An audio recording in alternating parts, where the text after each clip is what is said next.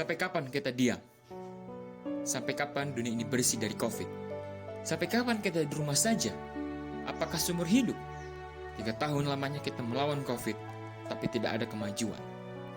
Sudah mencapai lebih 6 juta kasus kematian karena virus ini. Orang tua, anak-anak telah kehilangan nyawa.